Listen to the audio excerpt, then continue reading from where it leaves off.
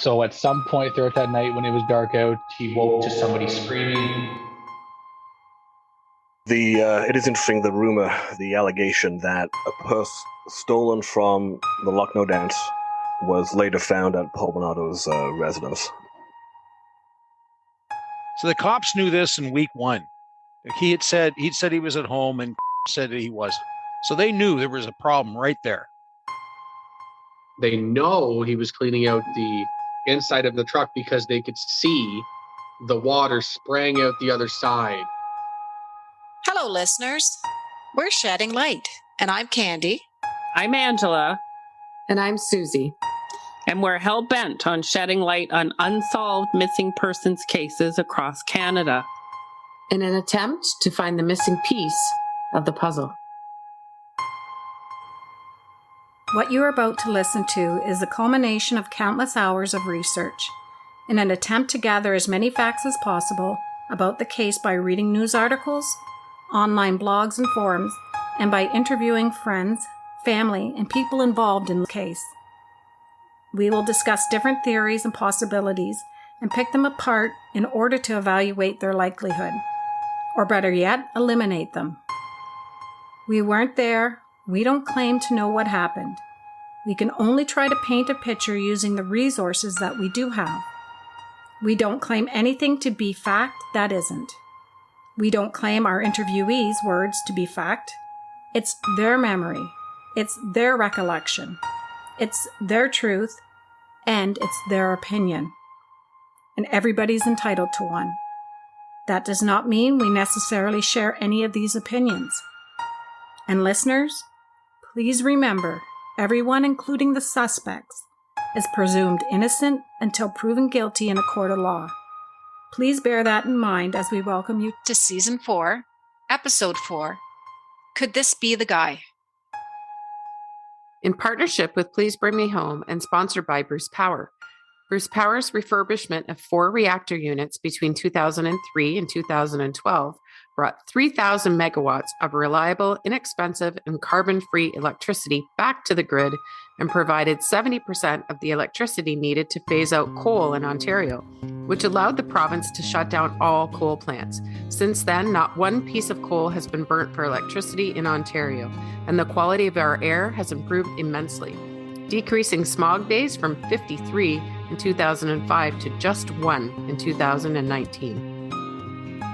Just a heads up that there is some foul language and adult content in here. Listener discretion is advised. In our last episode, we left you with the Hanna family desperately searching for Lois on their own until finally receiving OPP assistance by the end of day 3 of her disappearance. If you haven't listened to episodes 1, 2, and 3, we suggest you do in order to familiarize yourself with Lois's story. So let's discuss the persons of interest in Lois's case.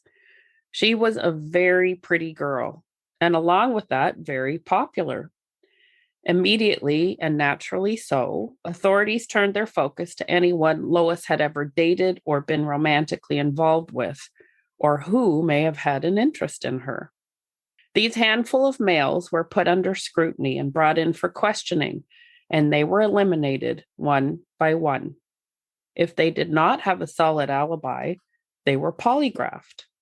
From all accounts, police were particularly aggressive with one young man who had previously dated Lois, convinced that he may have something to do with her disappearance.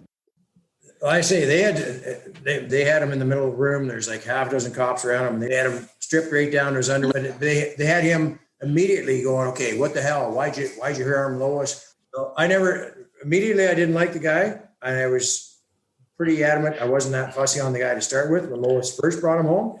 Anyway, so even today, the last time we had the Kincardine reunion, we had Lois's booth set up with Please Bring Me Home. We had the bracelets and all this here stuff. I'm looking down the street and watch coming up there, and he walked by like he didn't even know me. Really? I believe he truly cared for her, but he was just an asshole. So he's just a dick, but he was cleared. All the ex-boyfriends were eliminated, and the police told you as much? Yes. Would be great to know how many polygraphs were done. We know that even the Hanna brothers all agreed to and underwent polygraph testing. All our family, Jim had to go through it. I had to go through lie detectors.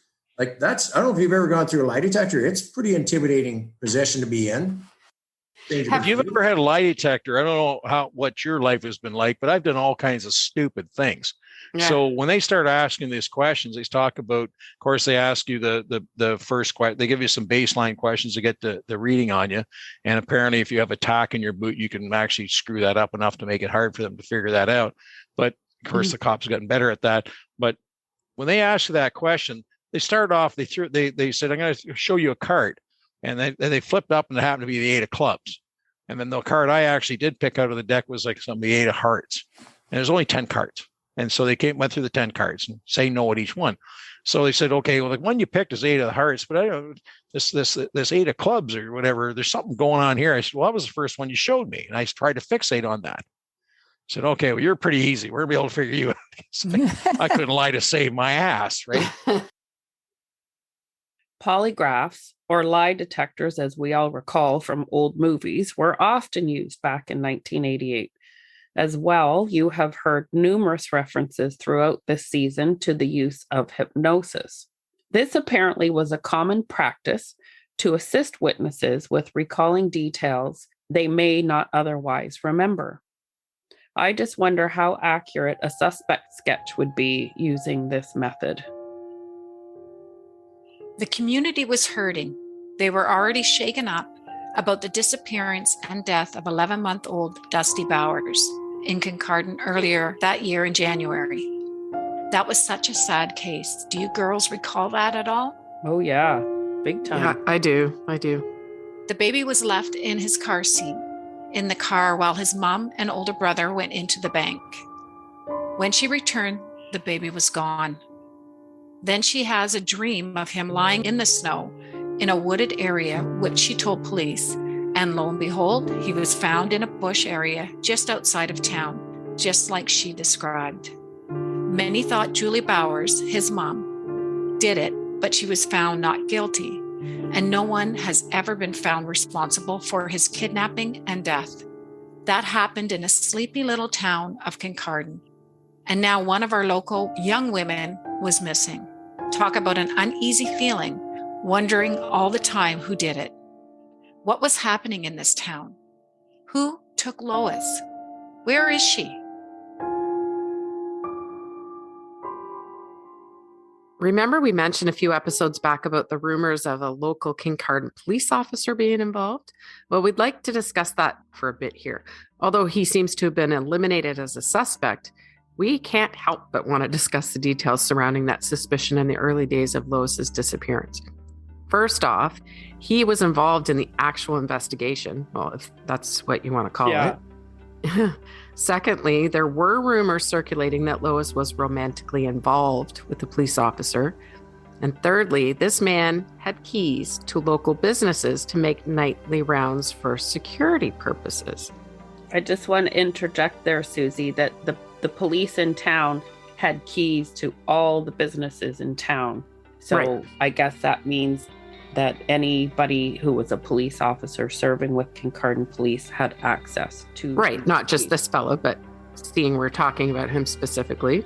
And I describe his character as shady at best. He was relieved of duty from the Sarnia police force, and then he ended up in Kincardine in the 80s.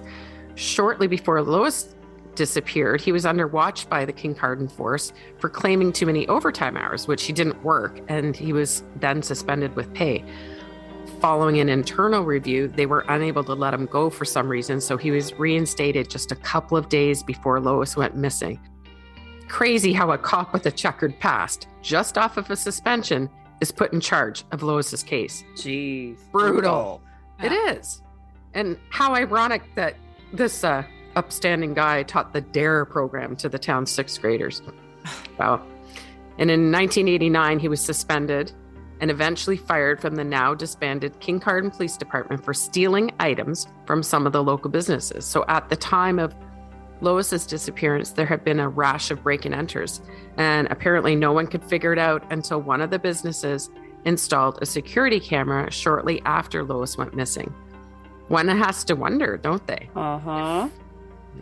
Is there any way he could be responsible for a human missing? After being fired from the force, he had apparently a bunch of psychological issues along with alcoholism, and he moved from town and allegedly refuses to speak to investigators. Strange coinkydinks, indeed. Things that make you go, And this man will come up again in conversation before the end of this episode. In our last episode, we mentioned that several tips had come in to Please Bring Me Home regarding the freshly dug holes and hydro towers being built in the area around the time Lois went missing.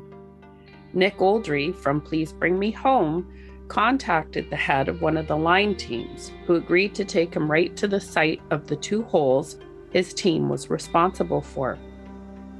Ironically enough, this man turned out to be the uncle of a young man many had suspected could be responsible for Lois's disappearance.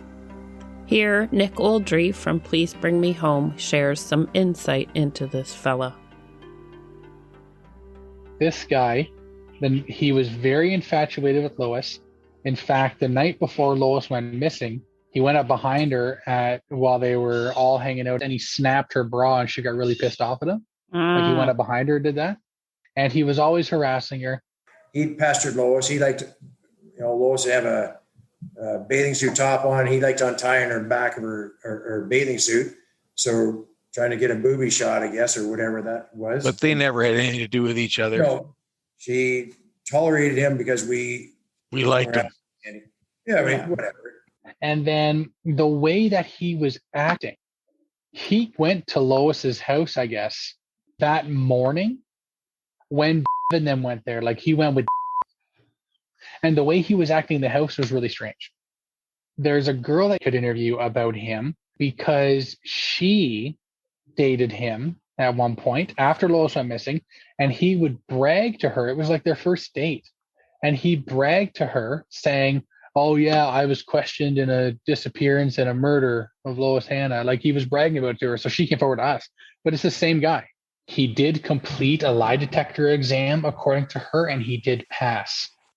He said he had to have more than one, but the detective said it was only because the first one didn't copy things down correct. And then he randomly said to her, this was the conversation where he randomly said, "How do you feel about being out on a date with a suspected murderer?" On the date, he said he was questioned a lot because he asked Lois on a date once. And he certainly wasn't the first one to bring this guy up. He was at the dance at night? Yeah. And there's more actually with that.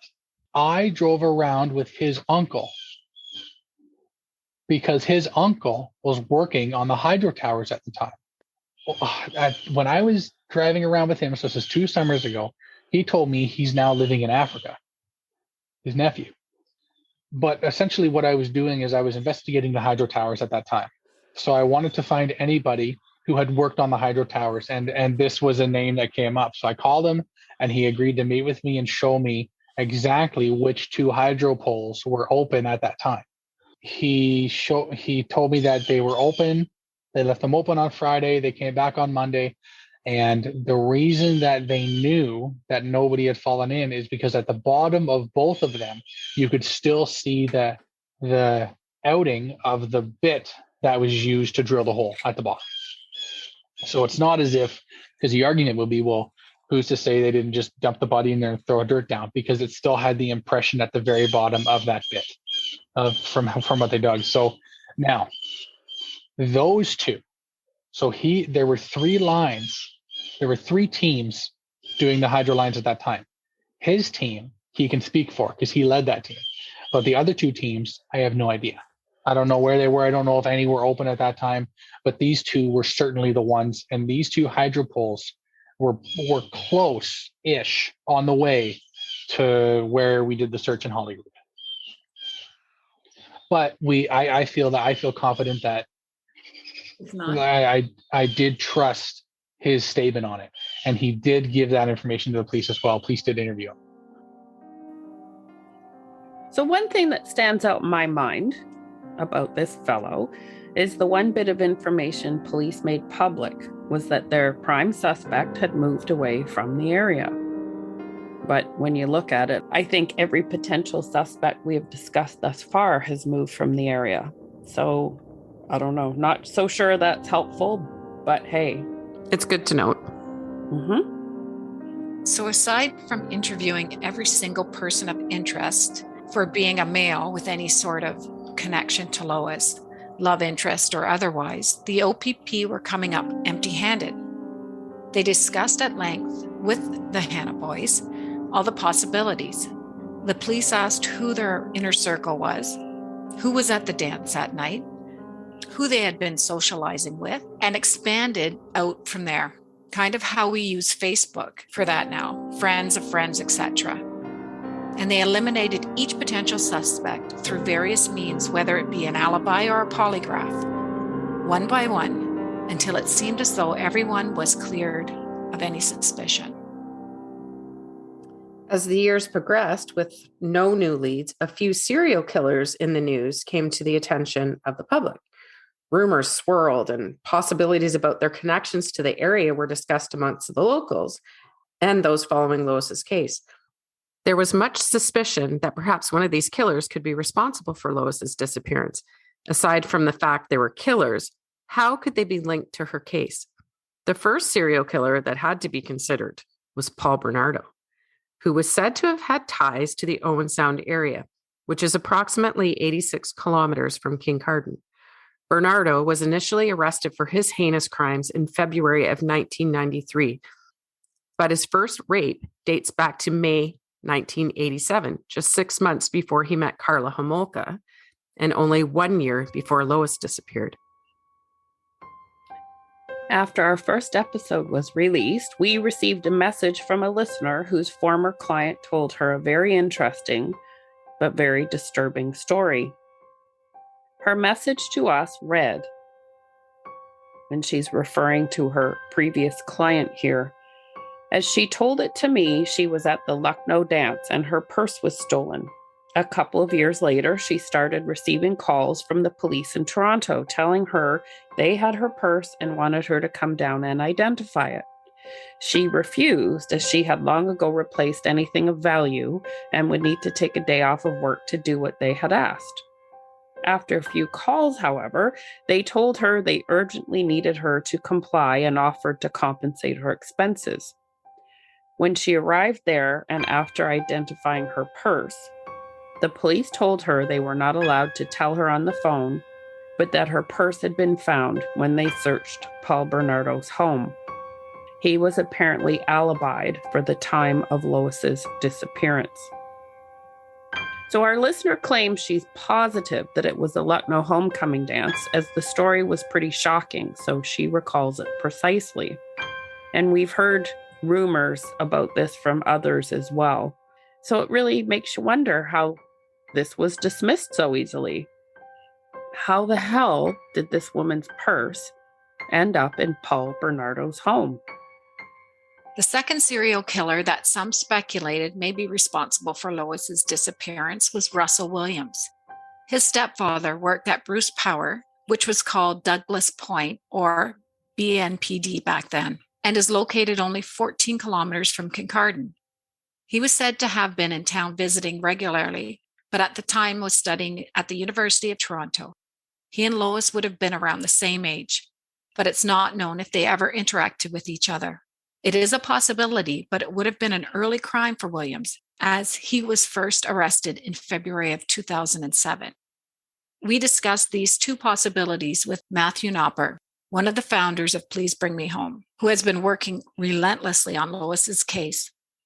The theory that Paul Bernardo was in the Grey and Bruce County areas likely first circulated in the early to mid 90s. Shortly after Bernardo was arrested, probably within a year or two, rumors began to swirl that, he had been seen in the area. He would vacation up here, between Owen Sound, Sauble, and Port Elgin. And then a rumor began that a purse during the search, the extensive, I think it was almost 2 months search that the police did on Paul Bernardo's residence near St. Catharines, a purse was found, a purse which allegedly was stolen from a woman in the Grey and Bruce County area. So that, of course, got the police interested in this area. And of course, and around that time, once the authorities realized what they had on their hands, that they had a serial killer, a serial rapist, a lot of other police agencies were looking to see if they could tie any crimes to Paul Bernardo. So, of course, when a purse is allegedly found in a closet in his residence from a woman in this area, that created quite a stir. So, of course, the local OPP looked into any missing persons or any murders in this area that would fit his profile. And, of course, Lois Hanna was one. It is interesting, the rumor, the allegation that a purse stolen from the Lucknow dance was later found at Paul Bernardo's residence.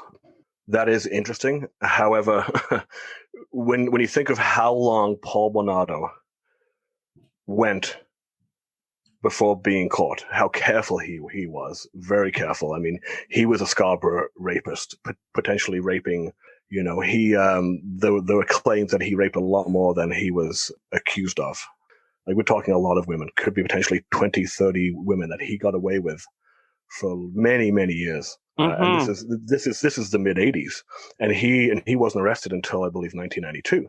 Then he moves on to committing murders in the early 90s, and only gets caught through two things: through DNA and through, of course, his wife, who knew the walls were closing in very quickly with the authorities, and she knew their time was up, so she just decided to try and save herself, and she went and spoke to her lawyer, who then, of course, spoke to the police, and they worked out that the infamous plea deal with the devil.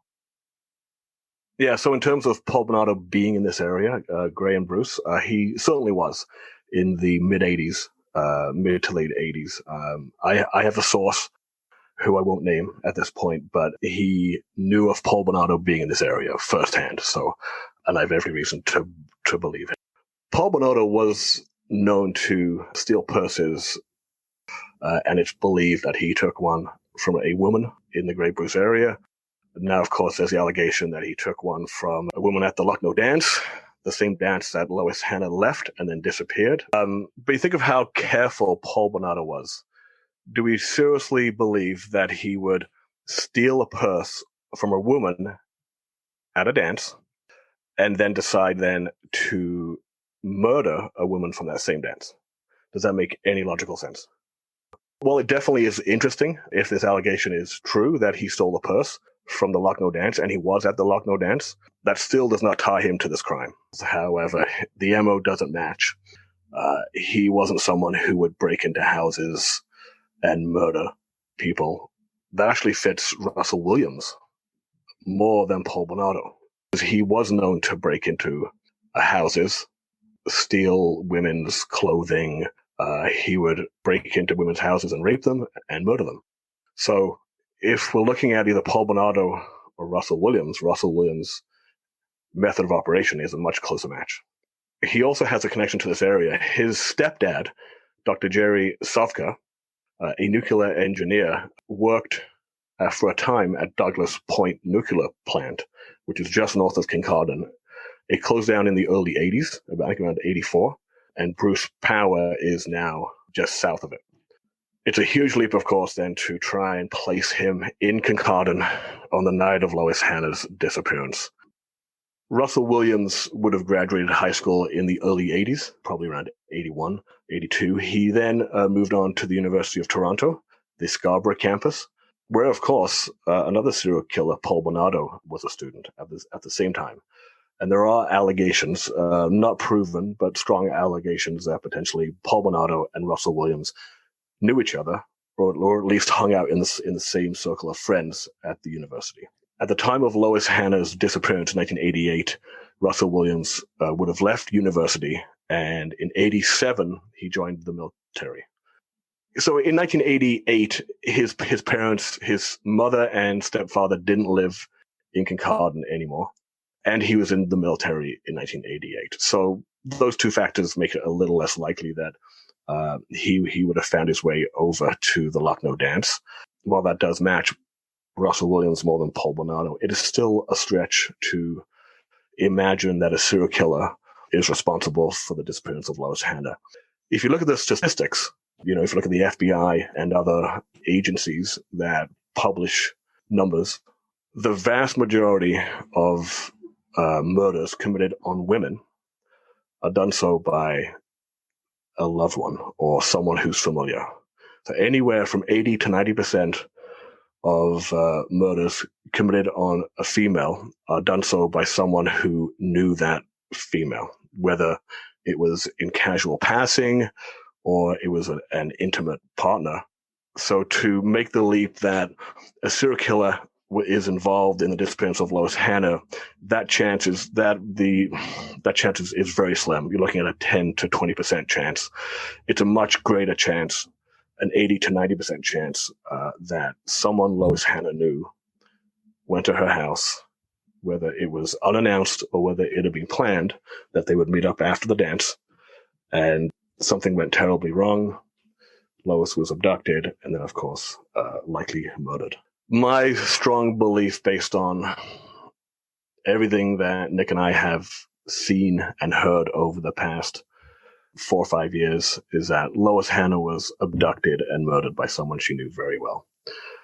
Someone who was very close to her, potentially someone who wanted a romantic relationship with her, and she didn't. Certainly not to the extent that he did. She left the house, it appears, willingly. There was nothing disturbed in the house. There was a mat beside that side door, which didn't have any rubber on the bottom, so it could move very easily, and it hadn't moved an inch. So there was no sign of any struggle in that house at all.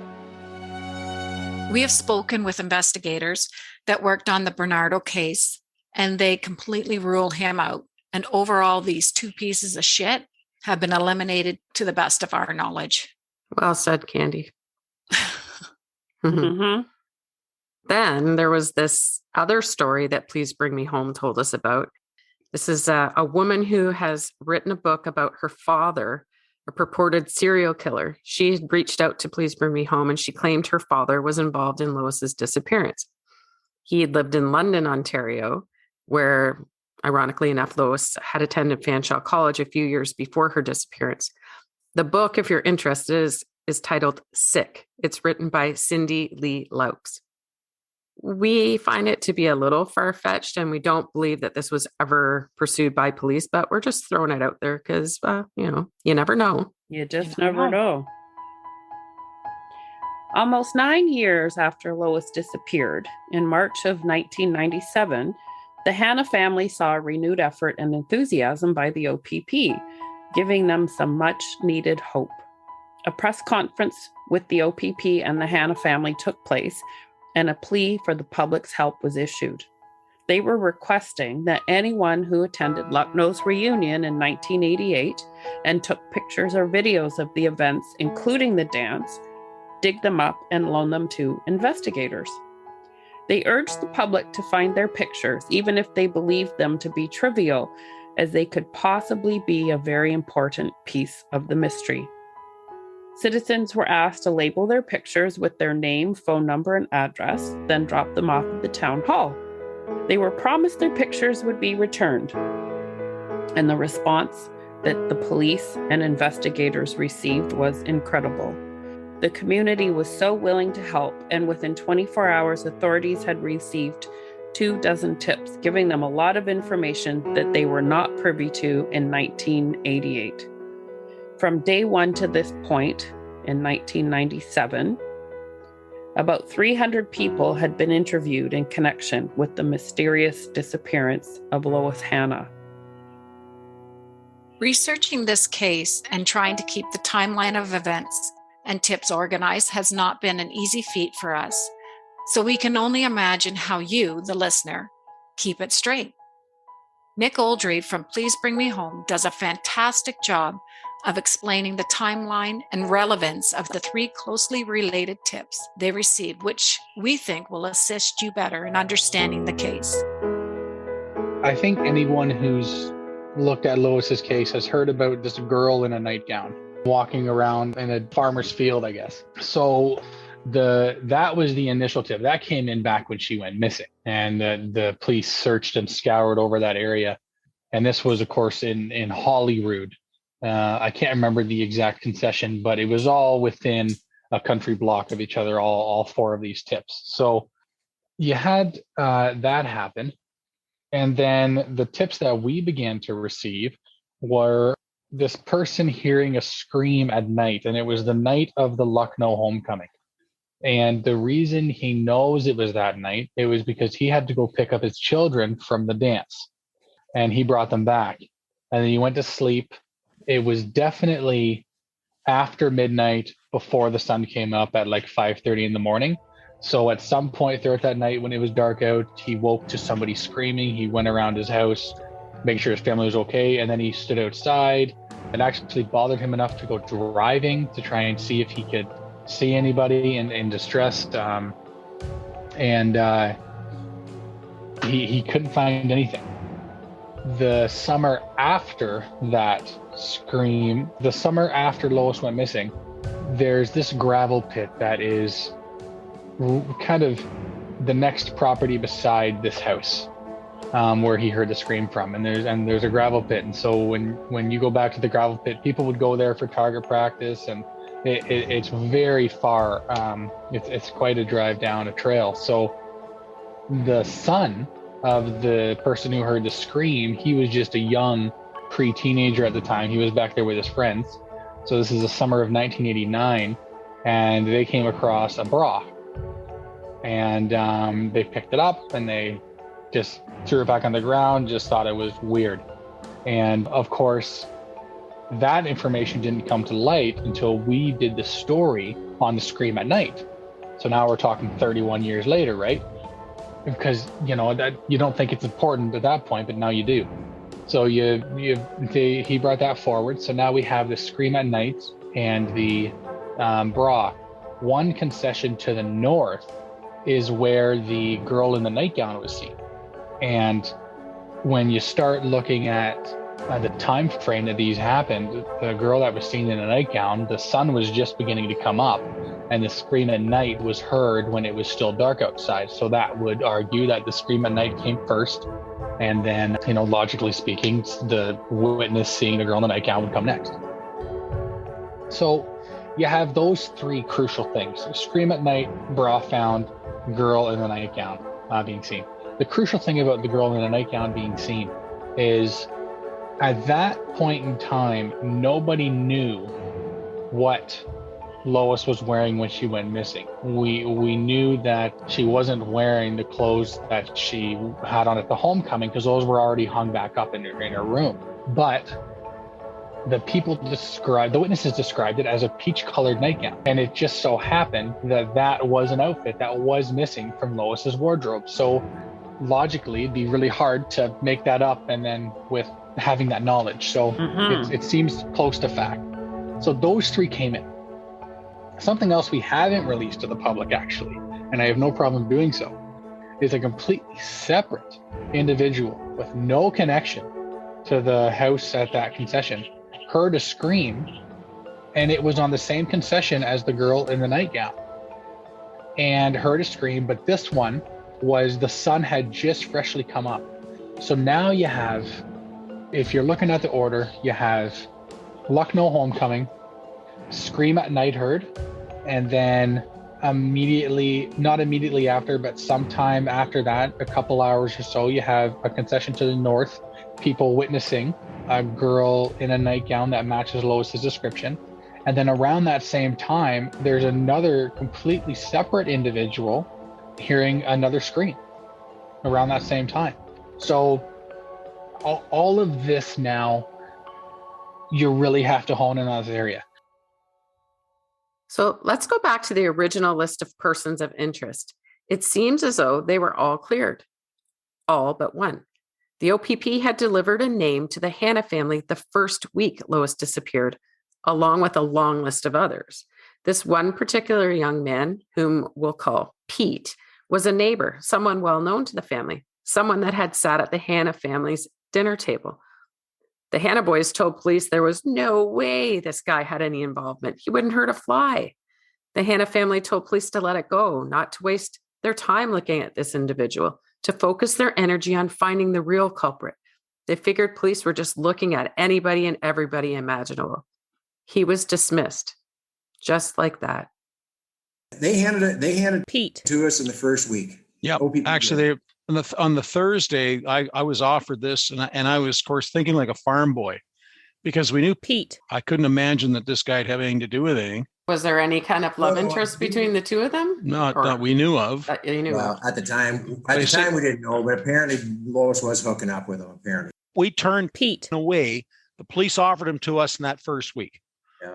And I turned him away, and individually, and I think David, the same thing, because we're thinking like farm boys. This has to be someone evil that we don't know. He's a good-looking fella, and he was sort of like a fly on the wall. Quiet. He was never the guy on the table. He wasn't the guy hanging over the railing, barfing his guts out. He wasn't on the table dancing and carrying on. He never was in the limelight ever. They handed him Pete in the first week. And I cursed up and down to try and dissuade the police from going after him. By year 10, police led a name slip to Dave Hanna. It was that of the only remaining person of interest after everyone else had been eliminated. Much to Dave's surprise, it was Pete. But the OPP couldn't place Pete at the dance. Upon mentioning the name to another family member, Dave was informed of a rumor heard in the workplace. It was that a man named Pete, who worked at a local farm supply store, was responsible for Lois's disappearance. And bingo, Pete worked at that particular farm supply store. What the hell? The family kept Pete's name secret for 4 more grueling years until they finally pleaded with someone in authority to speak it publicly. Police shrugged and indicated there was nothing they could do to stop them. And so the boys called on one of their good friends to share the news. They know so much about this guy, they're convinced he's the guy. But I said, they can't even place him in the goddamn dance. So I said, I don't know what we can do for the cops. He goes, what do you mean they can't place him in the dance? He said, we took him. I picked up the phone. We've got Pete at the dance. So now, at year 13, the Hanna brothers realized that friends of theirs drove Pete to the dance. But interestingly enough, the friends did not drive Pete home that night. So who did?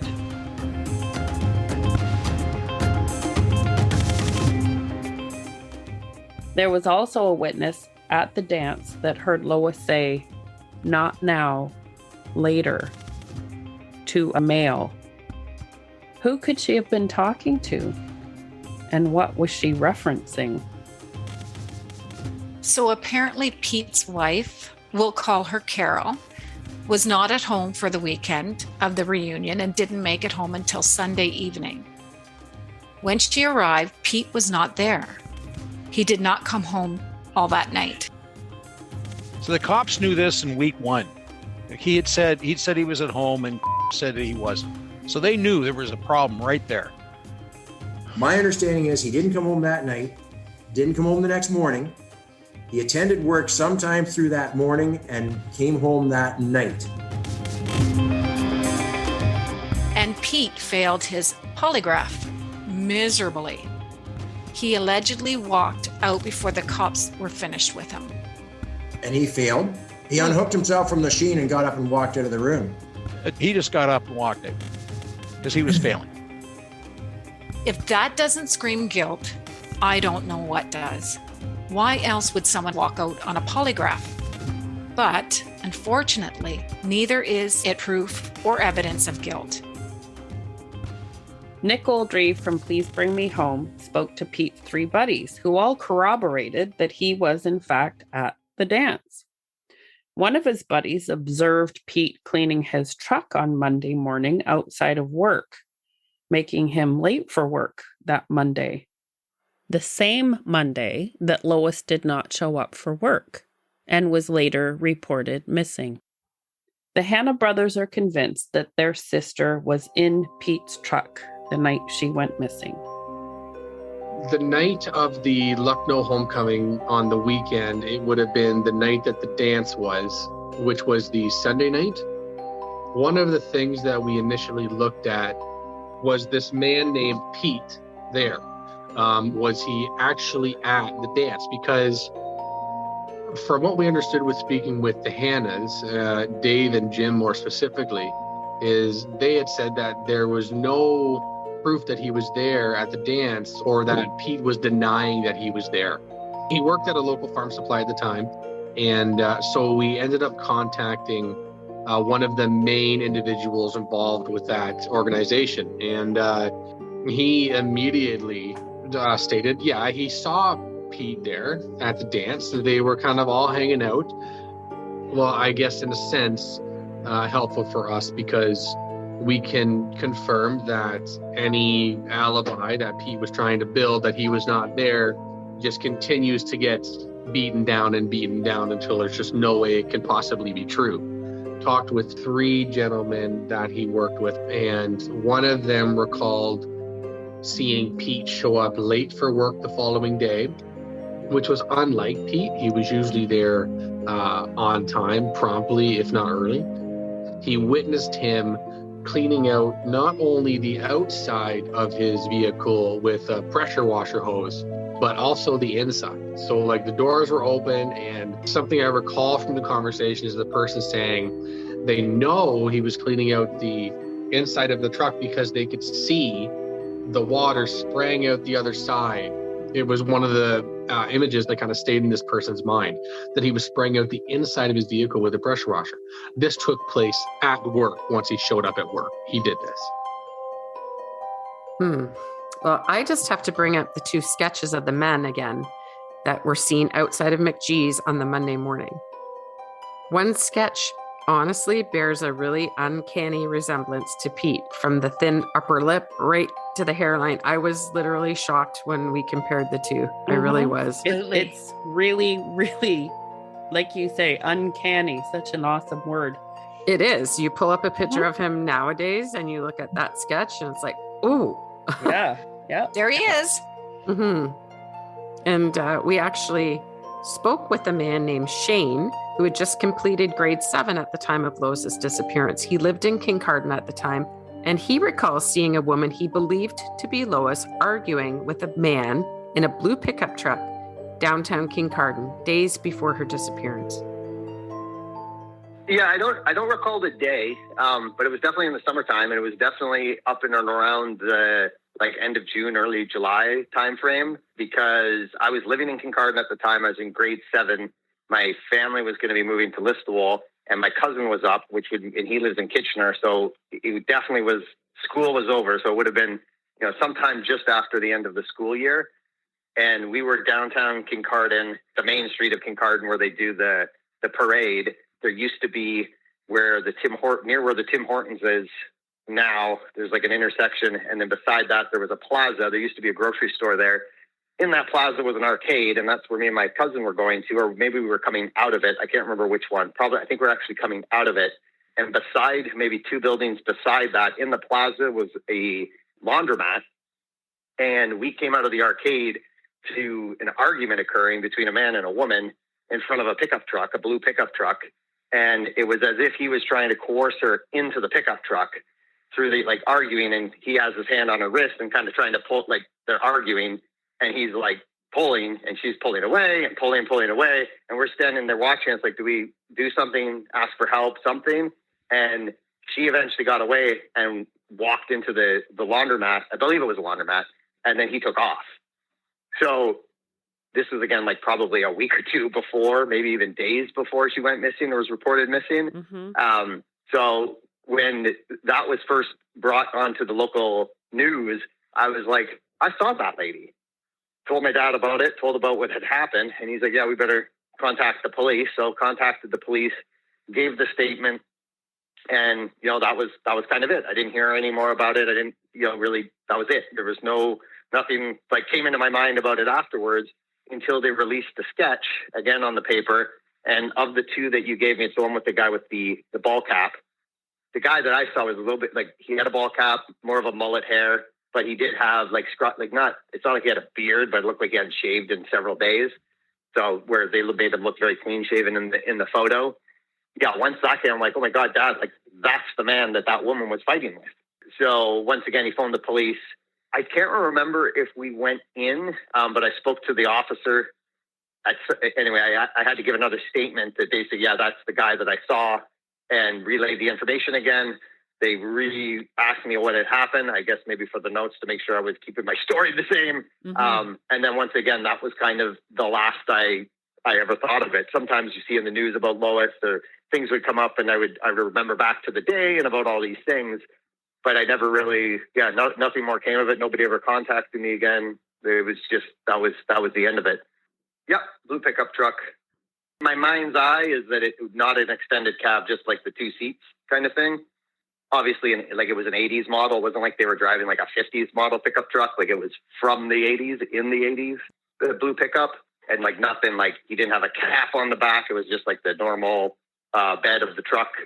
And as far as I recall, like there's nothing like standing out about the truck other than that it was a blue pickup truck. I went and did a couple of Google searches because it had, the front end was very boxy. Mind you, pretty well all the vehicles were boxy back then. Mm-hmm. But it looks, when I look at 80s pickup trucks, the GM, it looks more like a GM than it did a F-150 at that time. From my recollection and Googling images of them, it looked certainly way more like a GM pickup truck. I would be shocked that nobody else saw that argument. Like it wasn't very busy. It probably was a Saturday, but I mean, there would have certainly been other people around, even in the parking lot or walking by. You would have thought that somebody else would have heard or seen at least this particular altercation going on. I'm trying to find it. Tim Hortons. Okay. So it is between, Broadway and Durham. There's if you zoom in a little bit, it says the Hare Connection and Wilder Rain Forests, Quinn Florists. It's kind of like a bigger bill. It looks like it's 947 Queen Street or 933 Queen Street. If you do a street view there, you can see the plaza. When asked what this man looked like, this is how Shane described him. Like he wasn't a fat, like he was nondescript, I guess. Like he wasn't fat, he wasn't thin. Like he wasn't super tall, but he wasn't super short. He was taller than her, definitely taller than her. Kind of like a brownish hair, like not quite red, but not quite brown, auburn. But yeah, definitely mullet, like long, like short in front, long in the back, ball cap on. Or maybe he had it all back. I don't know, but it looked like a mullet to me. Shorts. I was pretty sure it was actually pants. I think they were both in pants. It's great you guys are doing this work. I think it's great. Very suspicious. Like to me, I'm like, how can they not catch the guy or the persons involved when this thing had happened the night she went missing? Like there was the whole thing just seems so bizarre that she's never been found. It just blows my mind that here we're 30-some years later and nothing. What a shame it was that police never released this to the public right away, let alone ever. Well, other witnesses could have come forward right away to confirm if it was indeed Lois, or perhaps prove otherwise if it was somebody else. 33 years later, maybe too late to trust your memory, though, like to put it out there now. Yeah, but just think if you heard this in the news right away, you could chime in and say, that was me. That was me there. That wasn't Lois. So it could have totally eliminated that as a possibility because this guy's a potential suspect, even though we have no idea who he is, right? Mm-hmm. You just think after all these years have gone by, somebody by now would have said, oh, I saw Lois arguing, not just one person, you know? Shane said there would definitely be other witnesses. It was a busy day and it was early summer, right? It's a tourist town. So maybe if others did witness it, they weren't local and they weren't aware of the local news that somebody was missing. So hopefully they're here listening now and they contact police. True. So they wouldn't know. They wouldn't have been local. So they perhaps wouldn't even have known it was her. So wouldn't even know enough to come forward, which is really sad. Mm-hmm. Mm-hmm. Jim Hanna said it best. Some municipal police forces just are not equipped or experienced enough to handle missing persons cases properly. They just aren't. Makes you wonder how many tips may have been reported to local police that may have never made it to the OPP. Mm-hmm. Well, yeah, you think about it in the first few days, even though it wasn't reported in the media, everybody in town knew Lois was missing. So if they felt they had a lead, it's quite possible they phoned the local police department and reported something. And so was any of that ever reported and transferred to the OPP? You really have to wonder. So this is, I guess this is our public plea that if anybody out there listening reported anything to the Kincardine police in the first few days and they're not sure, then just call it in now. Call it in. It doesn't hurt to be doubly sure. The family would rather you call something in that was, might end up not being anything than not even trying it. Yeah. Yeah. So Shane actually indicates that the sketch of the man with the ball cap and the longer hair is who he recognized arguing with who he thought was Lois. So just to be clear, we have no idea who the two men in the sketches are. And the one that Shane references is not the one that I thought bared an uncanny resemblance to Pete, just to confuse matters even more. Absolutely. Yeah. And Please Bring Me Home actually corresponded with Shane a few years ago. At that time, he recalled the vehicle to be either dark blue or brown and sent a picture he got off the internet illustrating it's like this. That picture of what he recalled witnessing is very similar to the truck that Pete owned in July 1988. Yeah. When we interviewed Shane, he recalled it being a blue truck. Keep in mind, Shane was in grade 7 at the time.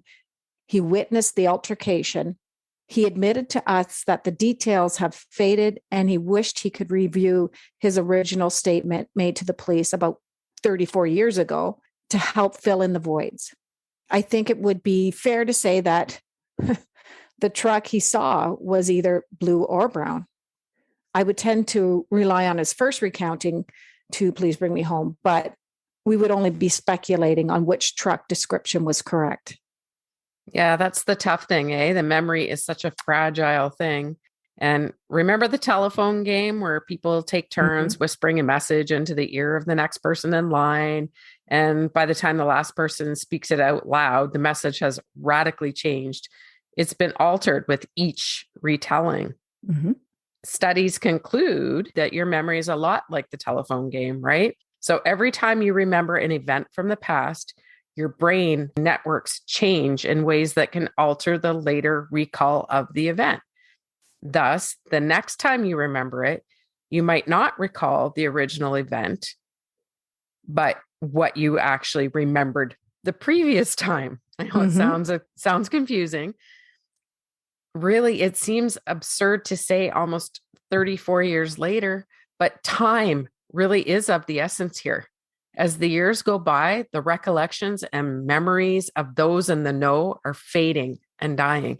And we need to reach those people and compel them to come forward with their knowledge before it's too late, before it's lost forever.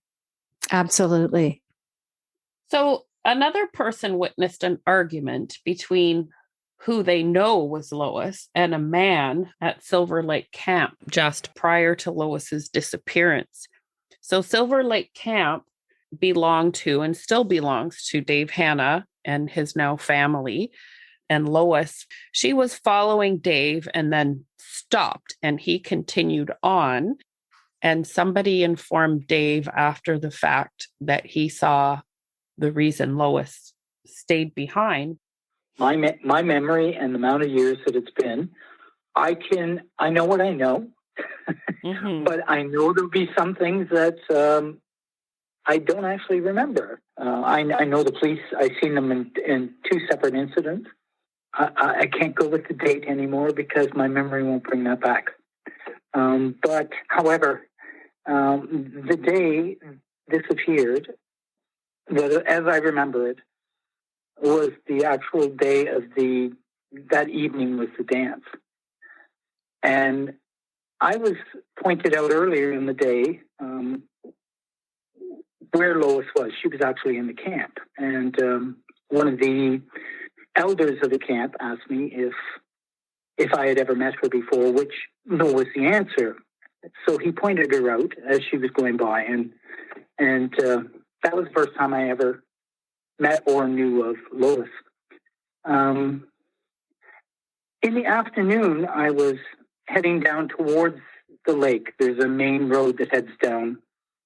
And I, again, had seen Lois actually walk down past where I was coming out. And behind her was a older style dark pickup truck.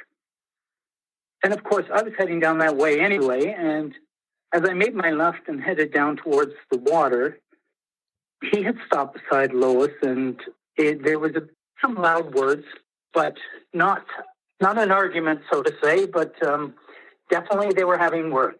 To my best knowledge, what I could identify this truck as was a older Chevy or GMC pickup truck, which had the rear fenders and the box removed off the back. So it was easy enough to see that it was an older pickup. And Lois was standing on the passenger side, but not up to the truck. She was actually back from it. And he was leaned out of the seat, and they were having a discussion. I tried to mind my own business and walk down. But as I was walking down, approaching the truck, I could see in the back window of the truck there was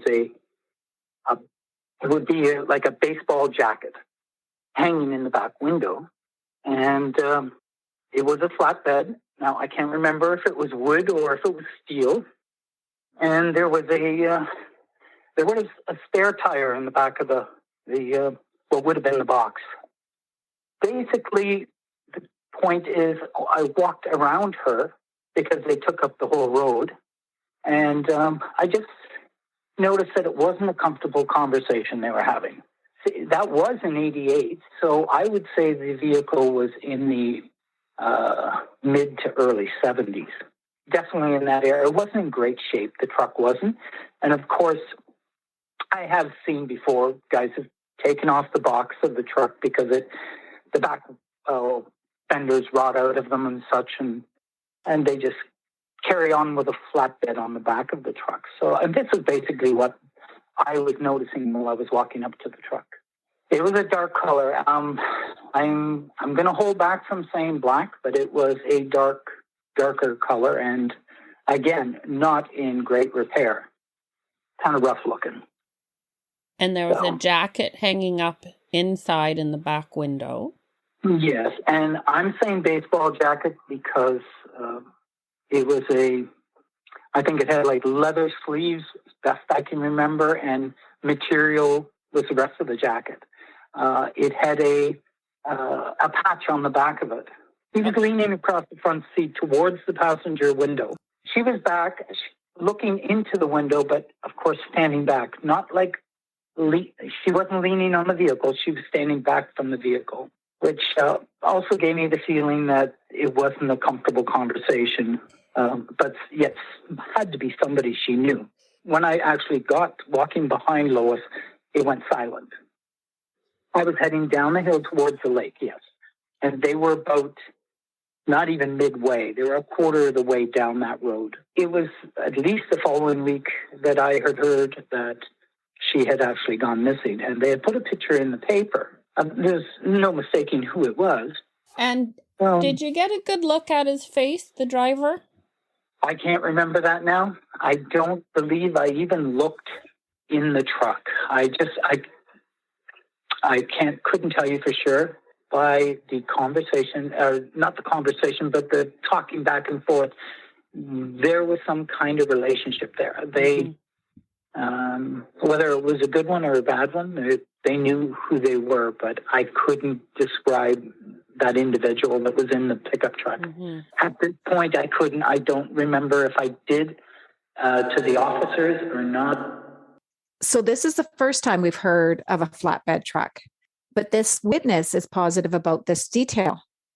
You have to wonder if Lois spoke of this event with one of her girlfriends or a few girlfriends. If it were me, I would have told someone close to me, Susie or Angela. Maybe not my brother, but definitely one of my girlfriends. So any of Lois's friends listening, please rack your brains. Do you recall Lois mentioning a man in a beat up flatbed truck. Think hard, anything. Yeah, exactly. We need somebody else to recall this event. We spoke with Dave Hanna about this, and here's his recollection of that event. He said that I've never. Okay, go ahead. He said the police seemed more interested in the truck than anything else, and he described it as a flatbed with the box removed. He said it was kind of in rough shape, older model, dark color, and had a spare tire in the back. So I thought, you know what? I mean, even back then in farm country, not too many people, there'd be a few that drove pickups like that with the box removed, but not so many that you wouldn't remember who the hell that was. Okay, so I remember that old truck going by, and that's the reason I didn't walk up the hill behind Lois, because I still smell the truck. I come out the boathouse, this truck went around the corner, was just going past me like 40 feet away, and was heading up the hill, and I got this big shot of this gas. I was like, holy Christ, it stinks. And I looked up, and I saw Lois at the crest of the hill, and I thought, well, I'm not following up behind this truck because it stunk so bad. And now, how crazy is that? Had I walked up behind Lois, we would have a different conversation today. Mm-hmm. There's how close. There's how goddamn close. But I remember this truck. It was an old piece of crap with this flatbed box on it. That truck that went by me when the altercation happened with Lois was a flatbed. Had a flatbed truck and tools and shit. It looked like a construction truck or something, but it just reeked of gasoline. And that's exactly why I didn't walk up behind the goddamn thing, because I had another option. So I went up between the cottages. Mm-hmm. And when I got up between the cottages, I got to the washroom corner in the camp, and I looked down the hill, and they had stopped, and Lois was talking to somebody in the passenger. She was through the passenger door, I believe. I saw Lois was talking. Obviously, she knew who it was. I just kind of trotted down the road. Well, by the time I went to the shed, came down to the house, Lois had come around the corner, and she looked pretty ruffled up. And I said, okay, what the hell is going on there? I said, everyone all right? She goes, oh. She goes, yeah. And she just kind of rolled her eyes and sort of threw it off. And I never asked her who she was talking to. I never asked Lois who she was talking to. I knew she was upset about something. But in my mind, it was a flatbed piece of crap construction truck, like a half-ton converted, rotted box on it. And then they just put a flat deck on the back of it. And I actually thought it was like maybe a darker blue or a dirty blue or something. And he didn't say that he broke it apart. He said they fell silent when he walked by. So that's interesting. But again, my understanding was he jumped in the middle and said, you're not supposed to talk to a girl like this. And maybe he did. He just doesn't remember that part. So it was definitely the day of the dance, right? It was the Sunday? No, that did not happen that time. No. Okay. It was a different day. This was a different day, and I'm trying to think. We had a family function here. I don't believe that. Yeah, it was not. I don't believe it was at that weekend time or anything like that. Okay. I don't believe. I think that was sometime before. Sometime before that. Again, there must be others out there that would have seen this particular truck at camp before, or in the Lucknow, Wingham, Kincardine area. Sounds kind of more like a farm truck. The detail about the baseball type jacket hanging in the back window is pretty interesting. That would be something that would stand out. Was this person a part of a ball team or some sort of team, or was it a school jacket? Who knows? And a 70s model dark colored truck with the box removed, most likely because the fenders were rusted out, a spare tire in the back, and perhaps some tools, shovels, rakes, with an abundance of exhaust fumes. So we make another plea to the public that if this description of this flatbed truck sounds familiar to you, please reach out. Obviously, they knew each other well enough. And if it was her arguing downtown that Shane had witnessed, and she's arguing here, and this is all in June or late June, makes you wonder what was going on between the two of them. Yep. So in the fall of 1988, just a few months after Lois disappeared, there was even a witness who saw Pete and his friend coming out of the bush in between the concession where the scream was heard and the woman was seen walking in the field. He found it a little odd, to say the least. This was in November of 1988. There were 2 males witnessed in between the concession of where the screams were heard and the nightgown. Like they were witnessed there. And they said that they were hunting, but this witness just couldn't really make sense of it. Why they were there at that time, it didn't make any sense. So eventually, when certain information came out to the public, this person came forward with this statement to police, and he said, I did see these 2 men in this area. And police then conducted a massive search of that area as soon as this information came to light. And when this information came to the OPP, they hadn't heard about the scream, they hadn't heard about the bra, and they hadn't heard about the other scream. So now you have 5 things in this area. I had the pleasure and opportunity to speak to the wife of this witness. They both seemed too shy to be recorded for the podcast, but she shared with me that when her husband saw the 2 men, they seemed startled, like deer caught in the headlights. Were they caught? Doing something they shouldn't be? And one more interesting fact we would like to share is where Pete lived. Ironically enough, he lived in the Holyrood vicinity, about 8 minutes away from where a scream was heard, as well as a woman seen walking in a field. Is it possible Lois drove Pete home, dropping him off on the way home from the dance? Lois was going back to Kincardine, so she could have easily just came up through north of Lucknow to number 9 highway and into Kincardine, dropped this jackass off. Is it possible he continued on to her house in his pickup truck? Remember, there was a vehicle seen idling outside of her house shortly after midnight.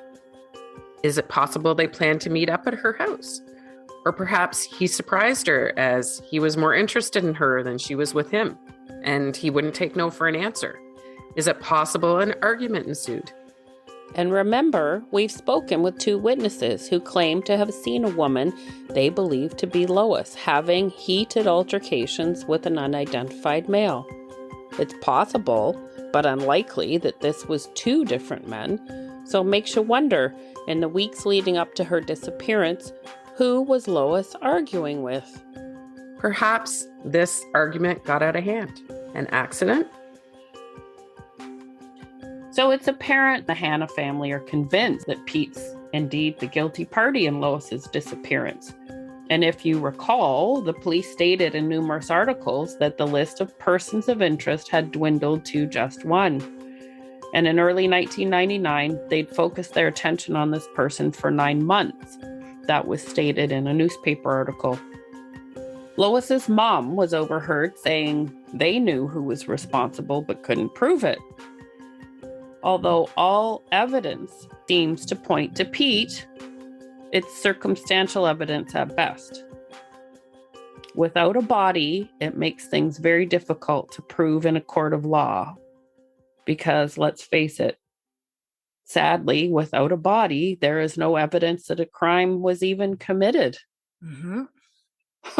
I'm sorry, I'm just sitting here shaking my head because we just see it so often, right? Mm-hmm. When somebody disappears, the police have so little to go on. Well, it's like, where do you start? Like, look at all the searching they did, but where do you start? If you just, somebody's not home, they didn't come home, where do you even go? What do you look for? Mm-hmm. Well, that's why the appeal after appeal to the public, it's all the tiny little bits of information are out there. Just concentrate and try and recall anything and everything you saw and heard and felt at that time. And we're asking that on behalf of the Hanna family. I don't think this thing was an evil thing. I think this whatever happened in this event was completely by surprise, completely without malice, and completely without forethought. We asked the Hanna brothers if they recalled talking to Pete after Lois disappeared. Well, actually, David, you did. Yeah, he came into the store when I had the Prina store first fall, or that first end of that summer, through the summer to the fall, early fall. And he just wanted to know, just wondered how the family was doing and stuff, and wondered, what the police giving you anything? And he goes, oh God, he said, sure, the police have got something for you. I said, you know what? I said, they went through all these people, married people, young people, anybody, locals. Of course, they pick all the locals first, but I said, nope. I said, they've come up with nothing. I've been told they've got nothing. That was the last conversation I had with this son of a bitch. Ever. I told them exactly what the cops told me. They know so much about Lois, but they've got nothing. Oh my God, that gives me the goosies just thinking that he could have actually been sharing intel with the actual killer. Holy crap. I know. And imagine afterwards. Oh my and they God. had zero suspicion of him. Like they trusted him. He was a neighbor. He was a friend. Yeah. Pete has now remarried, moved from town, and has children, working in a similar field as he did when he lived outside of Kincardine. And again, police stated that the person of interest had moved away. So as in the suspects that we talked about earlier, they've all moved again. And they all seem to have moved away. I mean, there can only be one person that did it, but it's just, it's coincidence. It's crazy. Very. And Pete, if you are listening, you will know we're talking about you. We've kept your identity a secret because, of course, you were innocent until proven guilty. We can't begin to tell you how much we would appreciate you reaching out to tell your side of the story. Clear your name if you're indeed innocent so the focus can shift in a different direction. Please, for Lois's sake, put yourself in her family's shoes. It's been almost 34 heartbreaking and harrowing years. If you can help answer questions, we all need you to do that. Only you can help to eliminate your name from the list. Do you have an alibi for that night that you were afraid to share in 1988? No doubt there are listeners out there who know who Pete is. Both Lois's brother, Dave Hanna, and Please Bring Me Home's Nick Oldreeve have paid visits to the towns of Eganville and Cobden to track Pete down. Please let him know that this is his opportunity to eliminate his name from the list. So what it comes down to is one goal. We share with both Lois's family and the team at Please Bring Me Home. And that is to find Lois. We are pleading and begging for someone to please provide that information via any anonymous tip. And just when you think you have it all figured out, here comes Nick again with a curveball about an individual we will call Barry. These guys are great for their curveballs. Always thinking outside the box, going down every rabbit hole, leaving no stone unturned. That's for sure. Amazing guys. They are. So Barry was a summer camp counselor and a youth counselor who liaised with the Kincardine police. It was rumored that he may have been romantically involved with Lois, or at least had a thing for her. His own daughter called Please Bring Me Home and said she felt like he had something to do with it. Wow. Yeah. Imagine. How many kids do that on their parents? Well, I think my dad did it. You'd have to have a pretty strong feeling about somebody. Like it would be interesting to know why she thought her dad did it. Mm-hmm. Yes. It was also rumored that Barry had dated Julie Bowers. If you recall, we mentioned earlier in this episode that she was the mother of 11-month-old Dusty Bowers that was allegedly kidnapped, then found dead in some bushes just outside Kincardine in January of 1988. That was the same year Lois disappeared. Many people suspected Barry at the time of having something to do with Dusty's death. Holy smokes. He pops up in weird places, doesn't he? Another one of those shady characters at best. Of course, we asked Nick from Please Bring Me Home to elaborate on the information they've gathered on this potential suspect. The rumor there was that he was having an affair with the mother of the Bowers baby at the time that the baby was missing. Shortly after Lois went missing, he up and moved his wife and his daughter out of their house in Kincardine into an apartment in Tiverton within 2 weeks. In the late 80s, early 90s, he was working at Word of Life Youth Camp in Woodford. And he would get letters home from girls that would say, I loved rolling around in the grass with you, just really inappropriate shit.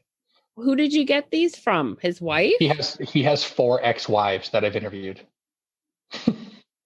His sister, his ex-wives, his daughter all believe he killed Lois. Wow. Yeah. The way that he treated women was not physically abusive, but the ex-wives would recall drinking a tea and becoming very drowsy. He would always make them their tea. They would all recall Barry having affairs behind their back with other women. One of the ex-wives even went as far as to say she was sure Barry told her that one of the affairs that he was having was with Lois Hanna. Again, I always remain suspect. These are ex-wives. They don't sound like they like Barry anymore. So are they just kind of teaming together? It was evident that these exes have communicated before. They communicated with the daughter. So again, it's very possible that it could all be BS. So he used to volunteer to drive Mennonite kids home from school. He took a 9-year-old Mennonite girl all the way to Pennsylvania. He brought her back unharmed 2 days later, and the Mennonite family said they won't say anything about it. You know, they wanted to protect him. He took a gun out of the Kincardine police station and shot up the windows at an abandoned hotel in Kincardine, the Sutton Inn, I think it was called. He would harass a 17-year-old girl that worked at a convenience store. 3 out of 4 of his ex-wives recollect being drugged in their tea by him. Wow. And this guy has gotten in trouble for nothing. For like, he was a counselor for youth for the Kincardine police. So shooting motel, harassing 16-year-old girl, 11-year-old being taken out of country. And then Lois goes missing. So it's possible. Wow. Wow. Holy, all I can say is wow. All I can think of is the friggin' tea. And then I'm picturing Lois's tea on the counter in her house. Holy shit. Too bad that inexperienced cop that responded to the call dumped the contents of the tea down the drain. Oh my God, what a shame. Heartbreaking. Oh my God. They could imagine, because of his actions, we'll never know exactly what was in that cup. The last thing that Lois ingested before she went missing. Oh yeah. And in case we didn't mention it, the dirty cop and Barry were friends. Some might say thick as thieves. There had been a theory that many still believe, and that is that these two were in on something together. Was it stealing? Were they going into these businesses together? Or did it have something to do with Lois's disappearance? Hey, a cop would be a great alibi, especially a dirty cop. Or could it have been the other way around? Well, interestingly enough, and ironically, it was the dirty cop that helped get Barry off the hook when he shot up the windows at the Sutton Park Inn. As you will recall, the morning before McGee's clothing store opened, a mother and daughter witnessed 2 men leaving the entrance of the store, except they weren't employees and the store hadn't opened yet. Could those 2 men have been the cop and the counselor? The owner confirmed that nothing seemed out of place inside the store and that the doors were locked. But remember, the police had keys to every business at this time. Oh, yeah. And he moved from town as well. Yeah. Of course he did. That make you go, Constantly in this. Mm-hmm. We know your heads must be spinning because ours are. My gut still says Pete did it. What about you girls? Oh, boy. Honestly. Well, when the family and the OPP, and of course the OPP have not made a public statement to this regard, but The family are pretty convinced it was Pete, but they base that on information that's been given to them by the authorities.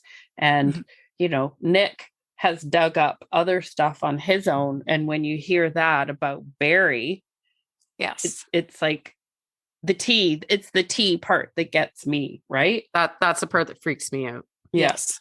But then I think of Pete and I think you're coming out of the bush. You were possibly seen arguing with her. You walked out in your polygraph.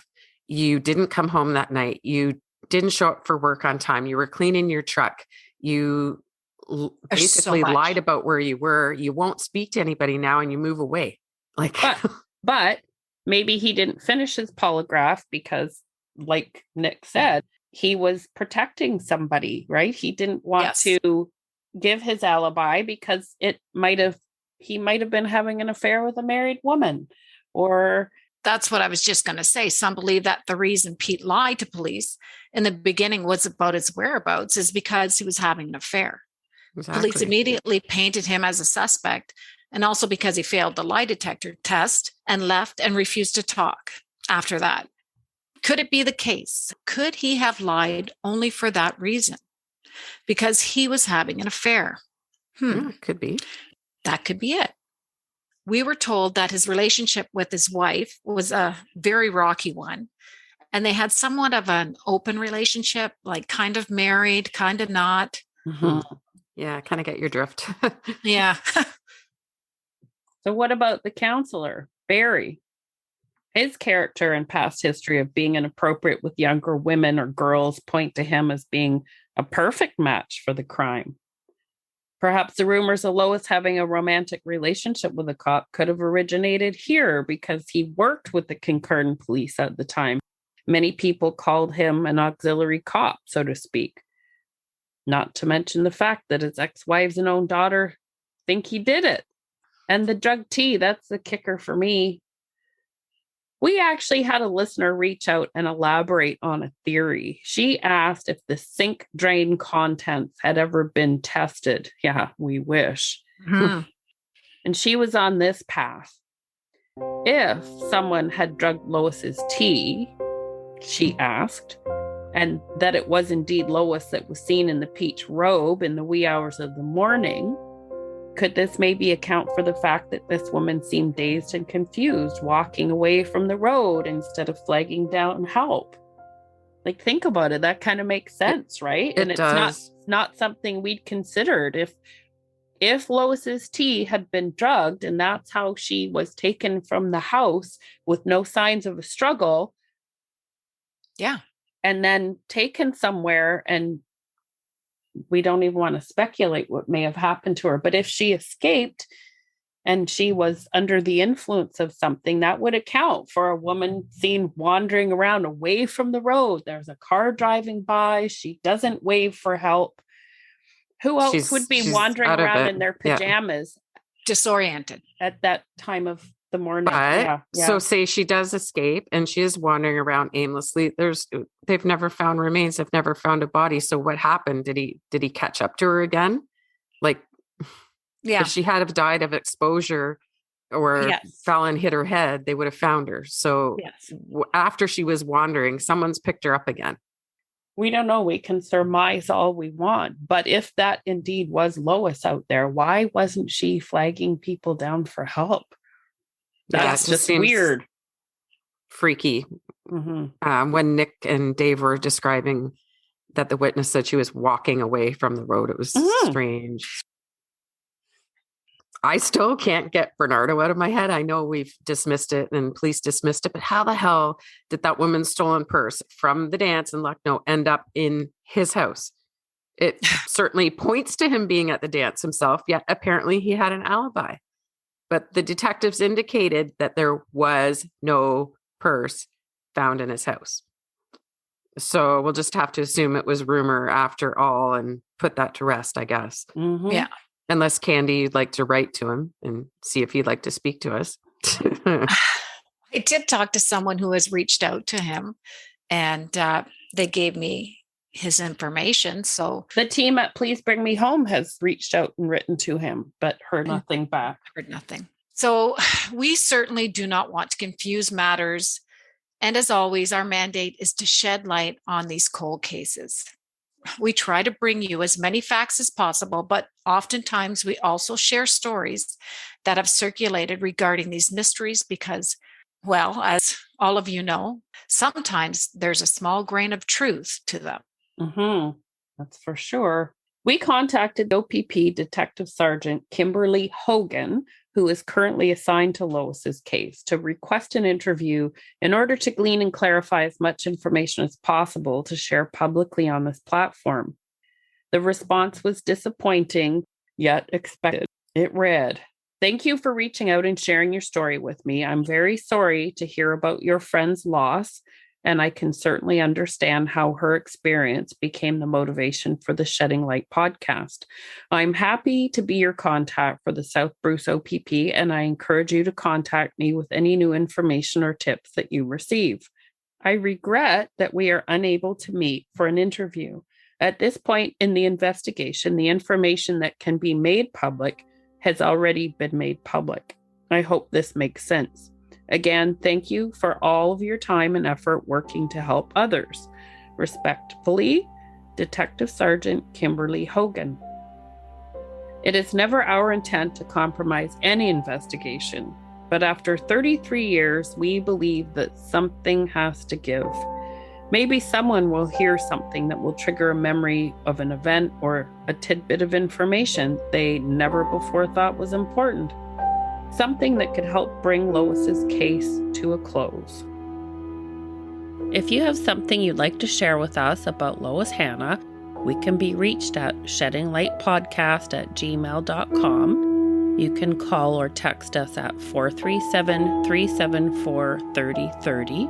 You can also follow our Facebook or Instagram pages. Contact info will be in the show notes. If you would like to contact Please Bring Me Home, they have a page on their website where you can leave an anonymous tip. PleaseBringMeHome.com is their website address. Please Bring Me Home's anonymous tip hotline is 1-226-702-2728. Or if you prefer to speak with the Ontario Provincial Police, you can call the Criminal Investigations Branch at 1-888-310-1122 or Crime Stoppers at 1-800-222-TIPS, 1-800-222-8477. Before we sign off, we'd like to share something with you. We like to cross-promote with other podcasts, and I know Candy and myself listen to a ton of true crime podcasts. Yes. So Candy actually introduced me to the one you're about to listen to. And yeah, no, his name is Tyler and it is called Minds of Madness. And I really enjoy it. Me too. Another Canadian podcast. Have a listen. 911, what's your emergency? Every 60 seconds, a person is murdered somewhere in the world. There was a shootout in my house. I can't believe it. What causes ordinary people to do unthinkable things? He stabbed me in my neck. And he says, "Look how easily I could kill you." The Minds of Madness is a true crime podcast that examines the most disturbing criminal minds. We shed a light on the devastating impact these violent crimes have on the victims and their families. When you get calls in the night, you know they're not good or they're wrong numbers. You'll hear about the incredible strength of the survivors and what they did to fight back. I was studying his face because I was thinking, if I get out of this, I'm going to get you someday. Subscribe to the Minds of Madness podcast today on Apple Podcasts, Stitcher, Spotify, and Google Play.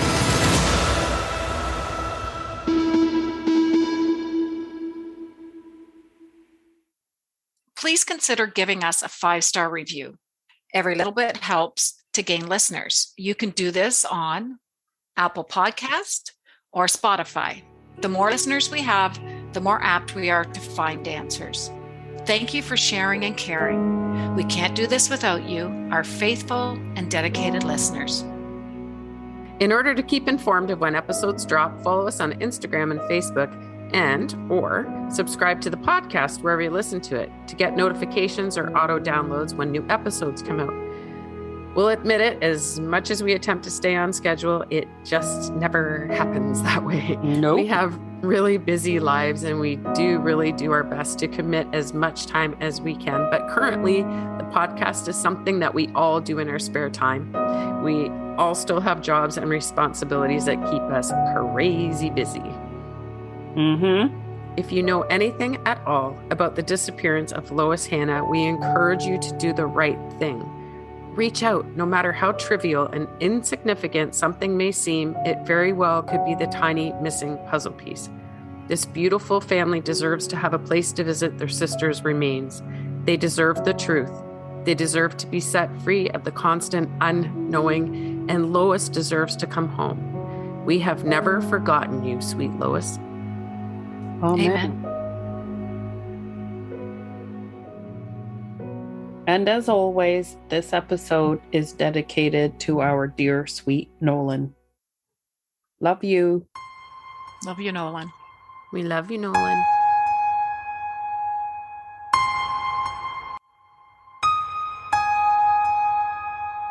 The folk all around you,